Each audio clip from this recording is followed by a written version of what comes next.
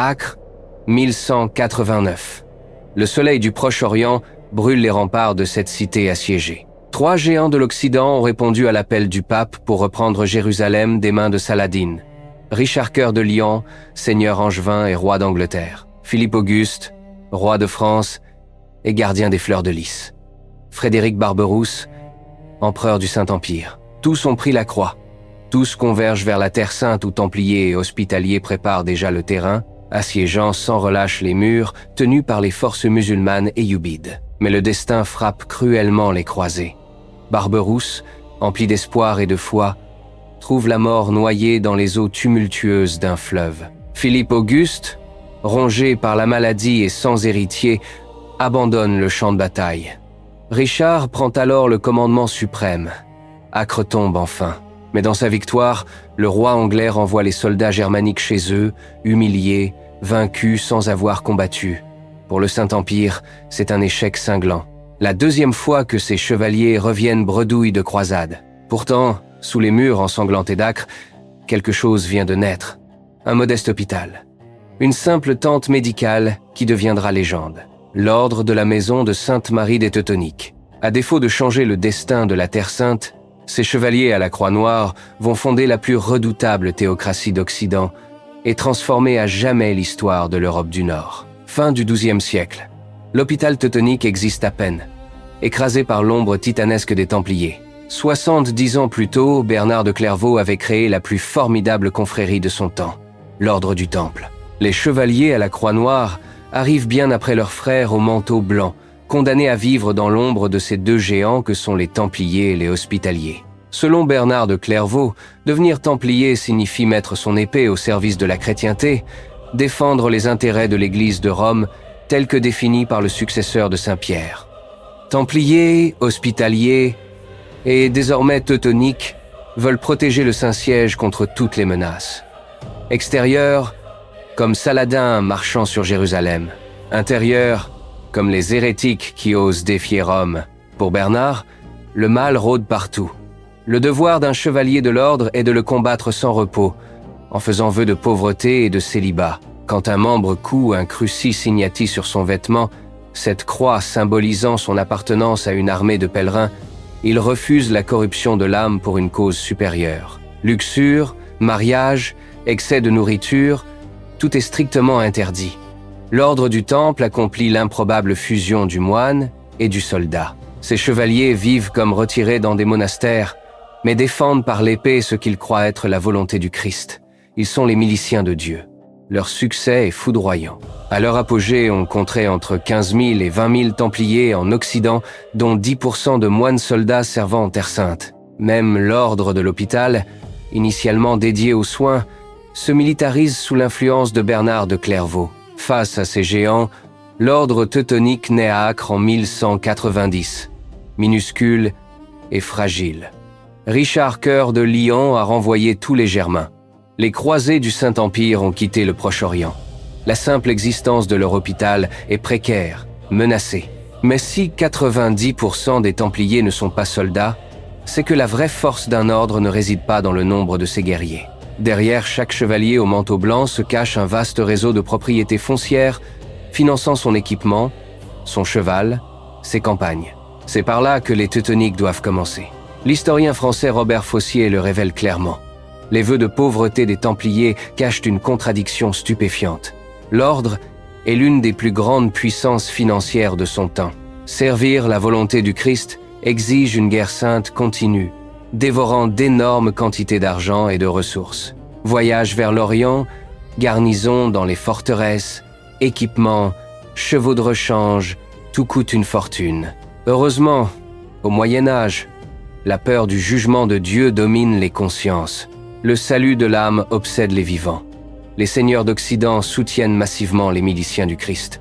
Princes français, italiens, occitans, Anglais, Bourguignons, Lorrains cèdent leur domaine aux Templiers, espérant que leur générosité sera récompensée dans l'au-delà. Souvent de petits élevages ou de modestes fermes, parfois de véritables fiefs, avec villages et bourgs intégrés à l'économie locale, remis gratuitement. En quelques décennies, les 2 tiers des donations se concentrent entre la Seine et la Bourgogne. C'est cela qui fait la puissance des Templiers. L'argent de toutes ces propriétés redescend en bout de chaîne de manière institutionnalisée pour financer la guerre sainte. Les donations sont réparties en groupes et sous-groupes administratifs comme un empire subdivisé en préfectures. Chacune placée sous la responsabilité d'une commanderie comprenant un logis pour le commandant, des chapelles pour les soldats, des granges pour stocker la production. Là, les Templiers se comportent comme n'importe quel seigneur. Ils rendent justice, assurent la sécurité sur leur domaine, louent leurs terres aux paysans qui doivent payer pour y planter leurs grains. C'est la rente. Si les miliciens du Christ vivent pauvrement à titre individuel, ils sont extraordinairement riches collectivement. Ces enclaves templières, reliées les unes aux autres, forment l'un des plus grands réseaux de rentiers de l'histoire médiévale. Et comme les commanderies sont exemptées de taxes, on ne taxerait pas le Christ. L'ordre se diversifie par des investissements. Bergerie, fromagerie, activités rentables. Parfois même, ils revêtent l'habit du banquier prêtant de l'argent aux familles princières contre profit. Voilà le secret de la puissance templière.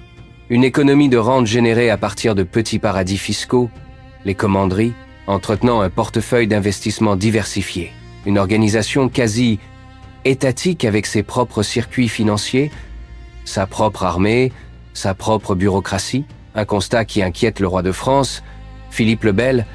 Que faire si les chevaliers au manteau blanc deviennent plus puissants que le pouvoir politique? Si les moines soldats décident de faire autre chose que la guerre sainte? Ne risquent-ils pas de devenir concurrents de la couronne? La volonté du Christ qu'ils prétendent incarner pourrait-elle créer un État dans l'État?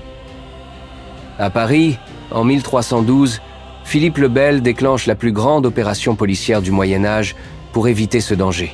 Mais tous les souverains n'ont pas été aussi prudents que lui. Pas loin des frontières du royaume de France, les Teutoniques vont pousser jusqu'au bout cette logique. Non contents de financer leur croisade, l'ordre à la Croix Noire va créer un État théocratique dont les actions n'auront être plus rien à voir avec la volonté du Christ. Retour en arrière. 1197. Le petit hôpital d'Acre ne possède ni château ni fief. Le Saint-Empire lui offre enfin sa première commanderie. 1198. Le pape reconnaît officiellement son existence. 1211, 22 ans après sa fondation, les chevaliers teutoniques entrent dans l'histoire. André II, roi de Hongrie, les appelle à défendre sa frontière orientale. Les Coumans mènent des incursions répétées contre ses vassaux de Transylvanie. Ils chargent les Teutoniques de construire des forteresses, de tenir les païens à distance, de repousser l'envahisseur. En échange, la liberté d'administrer la région comme ils l'entendent. L'ordre reproduit le modèle templier. Son réseau de commanderies finance l'effort de guerre, même à plus petite échelle. L'ennemi n'est pas musulman mais païen. Seule différence notable, les Carpates sont très peu peuplés. Quand les Teutoniques font venir des colons depuis la Germanie, les Hongrois ont l'impression de perdre le contrôle. À côté des châteaux forts, les croisés accueillent de plus en plus de Germains qui mettent en minorité les princes autochtones. André II se demande s'il n'est pas en train de donner la Transylvanie au Saint-Empire. En 1225, satisfait du bilan sécuritaire mais inquiet, le roi de Hongrie suspend la mission de l'ordre et l'exclut du royaume. Cette mésaventure transylvanienne sonne comme un faux départ pour les Teutoniques. Pourtant, le Saint-Empire y voit une démonstration de force et multiplie les donations patrimoniales. L'ordre reproduit parfaitement le modèle templier, étendant son réseau de commanderies tout au long du XIIIe siècle. L'histoire s'accélère. Un prince polonais, le duc de Mazovie, entend parler des exploits des Teutoniques contre les Coumans. 1226. Il les invite à pénétrer dans une région appelée Prusse, y établir des forteresses comme dans les Carpates, dominer militairement et économiquement ce territoire pour soumettre des tribus païennes. Le duc prend en compte les avertissements du roi de Hongrie, mais les Baltes sont réputés plus dangereux encore. Accusés d'être polythéistes, de croire en plusieurs dieux, de vénérer des idoles interdites. Selon Adam de Brême, ils cacheraient dans leurs forêts des êtres cynocéphales, mi-hommes, mi-chiens, ainsi que des sorciers pratiquant le sacrifice humain. La Pologne, déchirée par des guerres internes, ne peut se défendre efficacement contre leurs tribus. Le duc de Mazovie pense qu'autant inviter les croisés à s'installer durablement sur la frontière nord. Tant pis si les Teutoniques dépassent le cadre de leur mission. Solution de court terme à un problème politique. Personne ne s'imagine qu'un simple ordre de chevalerie pourrait devenir le plus grand ennemi de la Pologne. Mais la question sécuritaire suffit-elle à expliquer l'arrivée des Teutoniques en Prusse? Selon l'historien Christiansen, Le monde balte est loin d'être une contrée pauvre, on le croit isolé de l'espace économique médiéval, mais ces marchands sillonnent la région depuis des siècles. Malgré les clichés des chrétiens, les deux populations se connaissent parfaitement. Prussiens, Lituaniens, Livoniens, Estoniens, Finlandais exportent du bois, des peaux et surtout de l'ambre vers l'Europe et la Méditerranée. L'ambre, cette matière première dont raffolent les bijoutiers de Venise et de Paris. Les circuits marchands passent par Lübeck, cité au carrefour de voies fluviales et terrestres permettant de rejoindre rapidement le Saint-Empire. Les marchands y débarquent, puis atteignent Hambourg pour la mer du Nord ou Lunebourg pour remonter l'Elbe. La Baltique, étonnamment connectée à l'Occident via Lübeck, est donc stratégique économiquement. Mais ses habitants sont radicalement instables. Ils mènent une vie de subsistance et pratiquent piraterie et pillage dès que les ressources manquent. Chaque année, Polonais, Germains et Scandinaves envoient des missionnaires chez les Baltes pour les convertir au christianisme, avec l'ambition de contrôler leur territoire et de les pacifier. Pendant ce temps, tout au long du XIIe siècle, l'Occident déclenche plusieurs expéditions vers la Terre Sainte. Au début du XIIIe, quand le pape apprend que les missionnaires de la Baltique sont en difficulté, il utilise son nouvel arsenal idéologique. La croisade, les Germains, qui ont échoué plusieurs fois en Orient, voient dans les pays baltes une opportunité de se rattraper. Ils s'empressent de répondre à l'appel. 1201, un évêque brémois fonde Riga pour évangéliser la Livonie.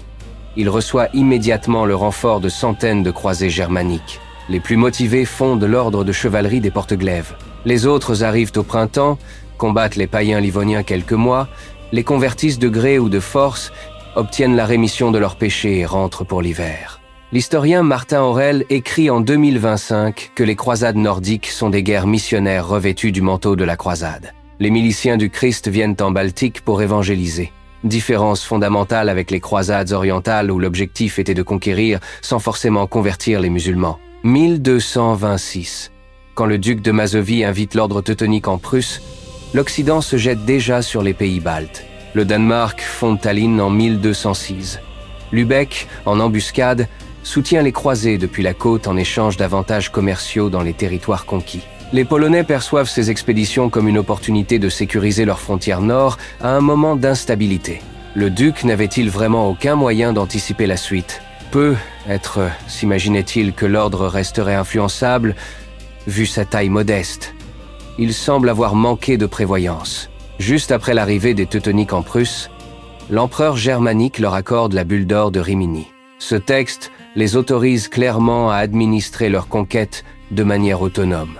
Même si le Saint-Empire précise que les chevaliers seront placés sous la suzeraineté théorique de l'empereur, il autorise de fait l'ancien hôpital d'Acre à fonder un État indépendant juste au-dessus de la Pologne. Tout ce que les Teutoniques ont à faire, vaincre les Baltes prussiens et imposer leur domination politique, économique et coloniale. La façon dont les chevaliers teutoniques poussent leurs pions en Prusse préfigure une conquête sur le long terme. Loin de chercher les coups d'éclat lors de grandes batailles, l'ordre met au point une stratégie de colonisation systématique des territoires baltes. Selon une étude archéologique menée par Alexandre Pulkowski en 2013, 5 châteaux forts sont bâtis près de la Vistule dans les années 1230. Ce nombre monte progressivement à plus de 200 en un siècle et demi de guerre. Les moines soldats ont quadrillé la région de châteaux forts. Grâce au renfort de croisés saisonniers venant de Germanie pour absoudre leurs péchés, ils prennent position depuis ces points fortifiés puis déclenchent raids, pillages et assiègent les villes païennes alentour. Pas d'extermination de masse selon Martin Aurel. Plutôt une étreinte lente et progressive accompagnée de destruction ciblée des communautés locales, rendant la résistance au christianisme impossible sur le temps long. Il faut 50 ans aux Teutoniques pour maîtriser le territoire entre la Vistule et la Prégolia, long de 200 km. En moyenne 4 km conquis par an, peu, au regard des moyens déployés. Mais c'est le temps nécessaire pour transformer chaque conquête en domaine colonial. Rien n'est facile pour les chevaliers chrétiens. Les païens savent s'unir temporairement pour résister à l'envahisseur. Près de Riga, les Porte-Glaives sont attaqués par le royaume de Lituanie qui, après avoir mis de côté ces vieilles querelles, écrase les croisés lors de nombreuses batailles. Ces défaites poussent les Prussiens à se soulever massivement dans les années 1280. Seule l'intervention des royaumes polonais et germaniques sauve les moines soldats d'un revers humiliant. La Croix Noire échappe à la destruction. Après que les Porte-Glaives aient demandé à fusionner avec elle, la taille de son territoire augmente sensiblement. Son défi, tout au long de la deuxième partie du XIIIe siècle, étendre son réseau de forteresses pour contenir la poussée lituanienne et faire la jonction entre la Prusse et la Livonie. Après plusieurs décennies d'efforts, l'ordre parvient à renverser le rapport de force. Au début du XIVe siècle, il contrôle un territoire long d'environ 700 km.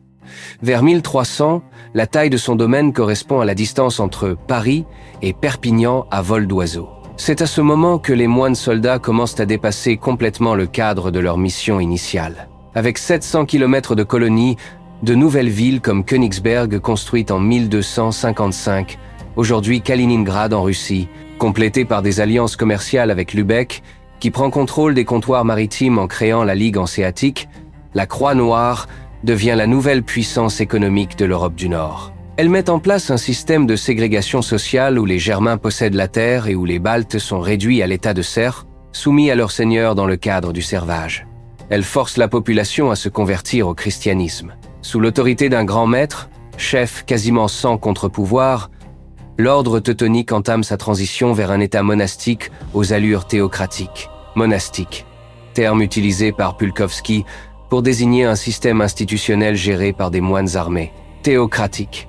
Le pouvoir, kratos en grec, est exercé au nom de Dieu, théos. Ironie ou hasard de l'histoire.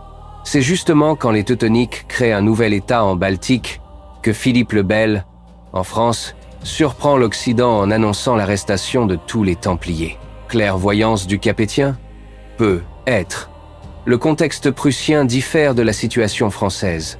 Les Teutoniques font venir des colons pour développer leur territoire, alors que les chevaliers de l'ordre du Temple ne gèrent que des enclaves autonomes au sein du royaume de France.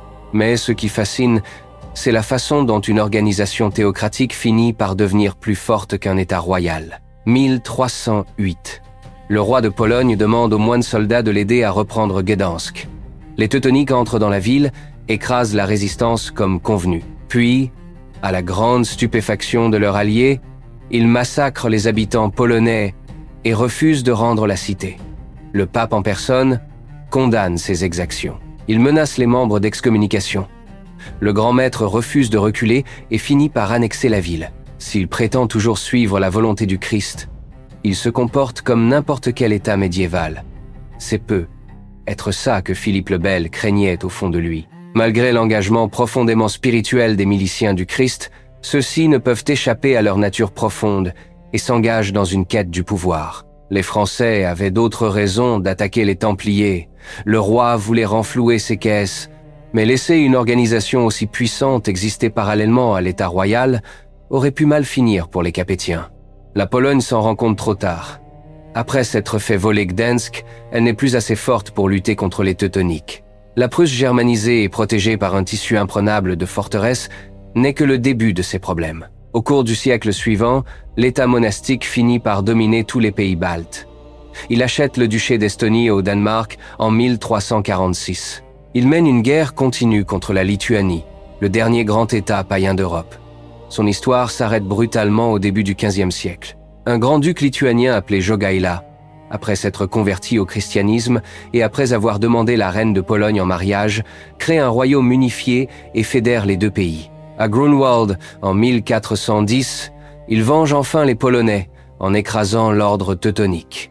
Pour l'ancien hôpital d'Acre, c'est le début d'un long déclin. Pour la Prusse, où l'héritage des moines soldats continuera de perdurer, c'est le début d'un long sommeil. La Lituanie, anciennement païenne, reprend à son compte le flambeau de la chrétienté en affirmant que désormais, c'est à elle de protéger l'Europe.